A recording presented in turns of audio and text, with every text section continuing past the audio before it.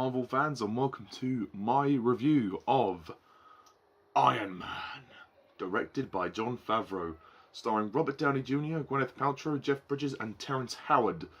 Released in 2008, so 10 years ago. My goodness me, 10 years ago. It doesn't seem very long ago for me. And this is the very first film of this Marvel Cinematic Universe. As I explained in my Black Panther review, I'm going to be filling in the gaps of the remaining MCU films that I haven't reviewed yet. And of course the upcoming ones before Infinity War, because I want to do a big ranking of all the films from Iron Man to Black Panther. So I've yet to do the Iron Man trilogy and Ant-Man. I'll do Ant-Man after Iron Man 3. Because of course Ant-Man and the Wasp is coming out this year. And yeah, so anyway, Iron Man. So this is where it all began for the MCU. The very first one.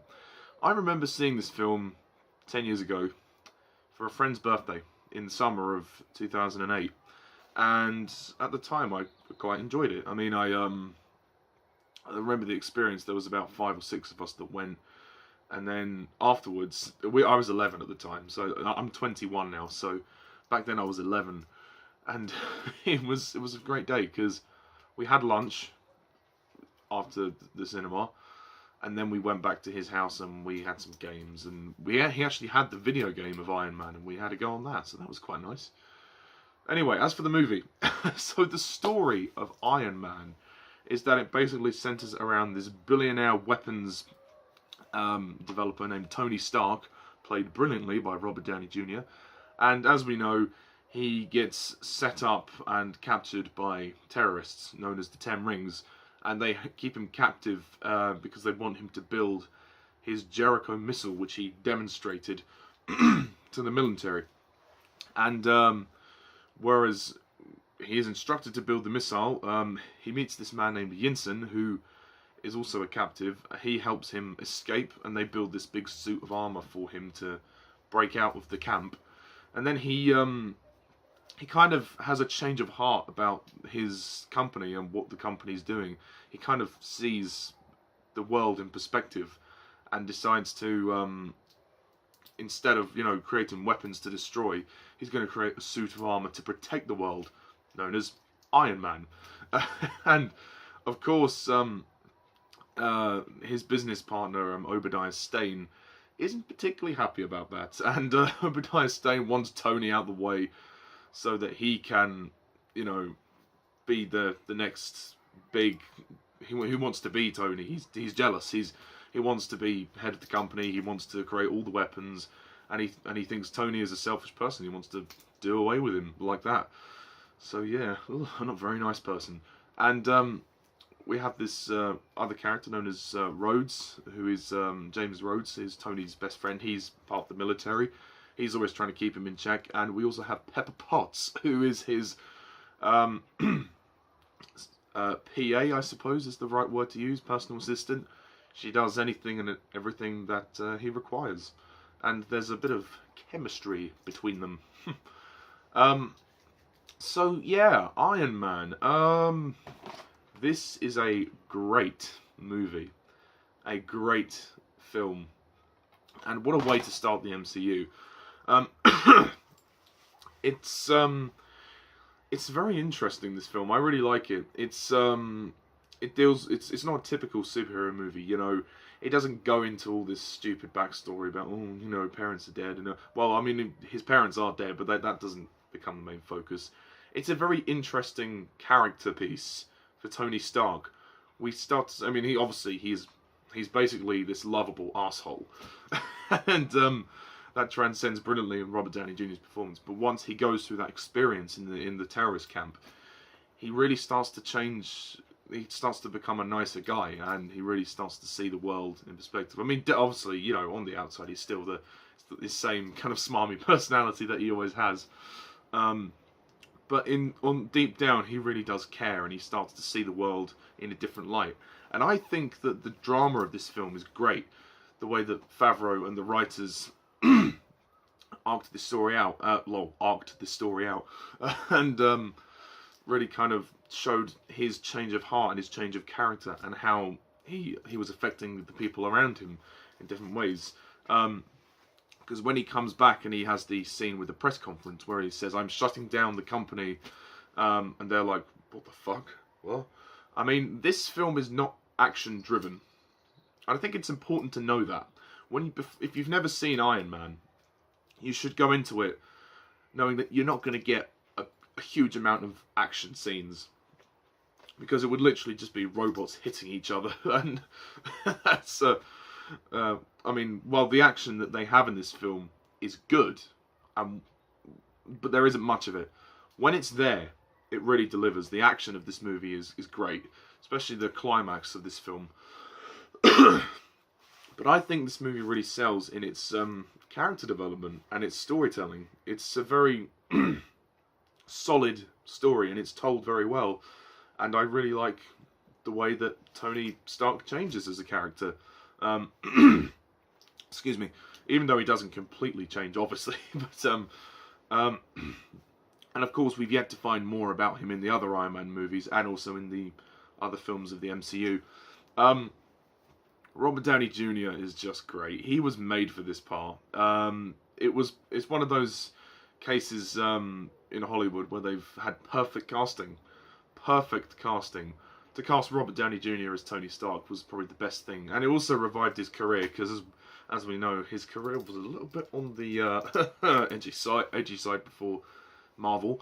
And he's been playing this part for nearly 10 years, and it's going to be a real shame to see him leave the part, because I believe that Infinity War could potentially be his last film, or the next film. We don't really know at this point, but excuse me, very exciting stuff ahead. God, do excuse me. Gwyneth Paltrow plays Pepper Potts, his, well, love interest, I guess you'd say. Even though in this film there's only a hint of their chemistry, which is yet to come. But she's very good in this film, and she's not just the girl that works for him. You know, she does stand her ground. She does, you know, she's his voice of reason. You know, her and Rhodey are the voice of reason. That, you know, they're always trying to tell him, you know, when to, you know, because he doesn't know his limits, and she's always saying to him, you know, I would normally help you with most things, but I cannot help you with this. You know, even she has her limits. There is a great scene when he is trying to get the arc reactor out of his chest and replace it with a new one that he's built, and it's quite a funny scene actually. She comes down and she has to pull the thing out, and she pulls this copper cord out, and he's about to go into cardiac arrest, and then she's like, "Oh no, oh, no!" It's a very funny scene. This film is great. I mean, it's all about the characters, man. It's all about the characters. This is what film is about, you know, characters and story and lot. If you just go into this film expecting a big action fest, you're not going to get it. I'm sorry, you're just not. Terrence Howard is alright as Colonel Rhodes. Yeah, he's okay. He's fine. He would later go on to be replaced in the next film by Don Cheadle.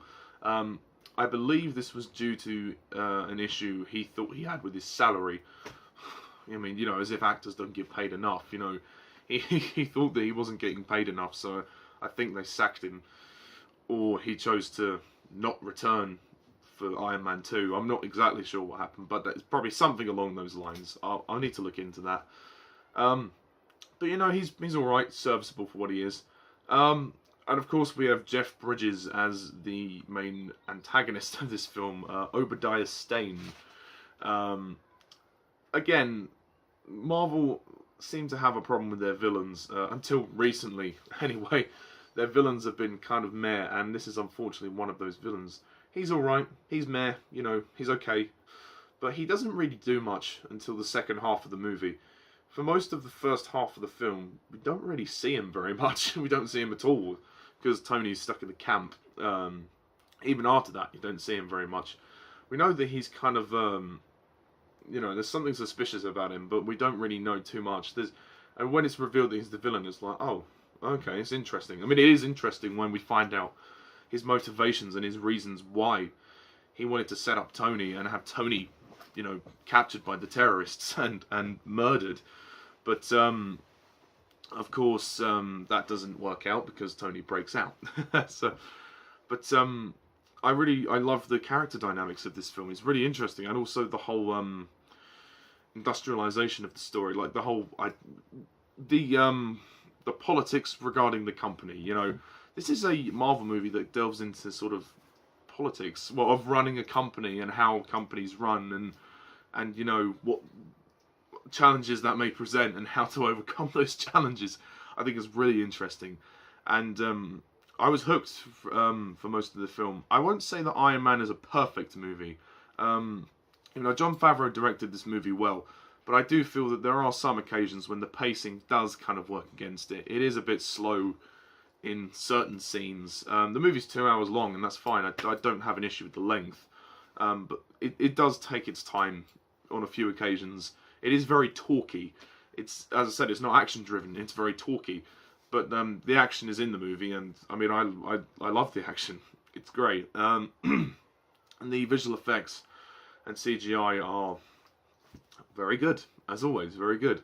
One of my favourite scenes in the film also is when Tony takes his first flight as Iron Man in the Mark II suit, the silver one, and the music for that scene is great.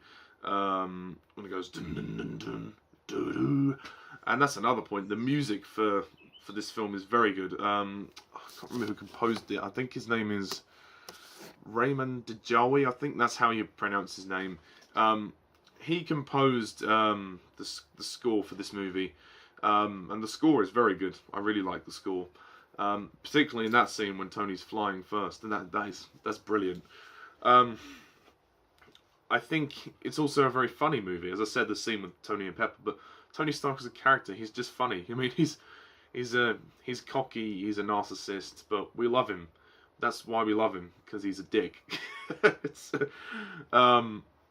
And you know, a lot of this film, you know, you can enjoy the comedic beats. I think they did a really good job at making the world distinctive and the characters distinctive, and also they subtly set up the next few films with Shield. With Agent Coulson is in this film.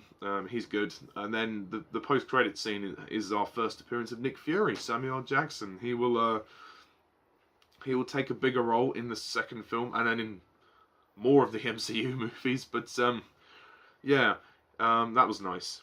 And I mean, overall, there's not really too much to say about it. Oh, one other character I didn't mention was Yinsen, the character of Yinsen. He's a very brief character in the film. He appears in the beginning of the film when he helps Tony escape from the camp, and we find out he's lost his family, and he actually sacrifices himself for Tony Stark, which is quite powerful. When he dies, that is quite a tragic moment, and Tony's very angered by that, of course, and so he does care. So that was very well done. That was a good emotional scene. And I loved seeing him construct the suit. You know, when he was not only in the cave, but also when he escaped, when he got back home, when he was building the suit. That was really interesting. And the first time you see it is a really good moment. Overall, Iron Man is a great movie. As I said, it does have some pacing that works against it, and that does kind of drag it down a bit. And I don't think the villain is particularly interesting. He's okay, but he's not particularly compelling, or he doesn't stand out too much. He just puts on a suit at the end and just starts hitting Tony Stark. They just start bashing each other, and it's, you know, it's almost a little bit meaningless. But you know, he's not a bad villain. He's certainly okay. So I'm gonna rate Iron Man a 9 out of 10.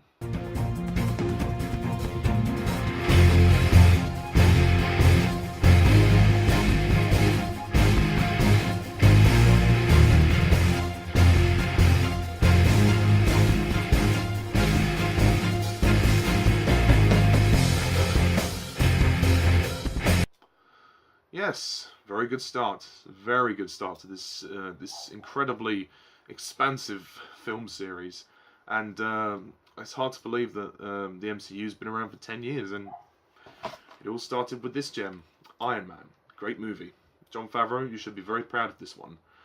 So, that's my review of Iron Man 1. Stay tuned next time when I review the 2010 sequel, Iron Man 2, which is going to be, hopefully, very good to watch again, because I haven't seen it for years. And then, of course, I'll review Iron Man 3, then I'll review Ant-Man, and then I'm going to do my MCU ranking. I am going to go and see Black Panther a second time today, actually. So I'm going to go and see that, so that should hopefully be good. So what do you think of Iron Man? Please leave your comments down below, let me know. And stay tuned for my review of Iron Man 2. So until then, guys, thank you all for watching. And as always, I'm Mr. TARDIS11. See ya.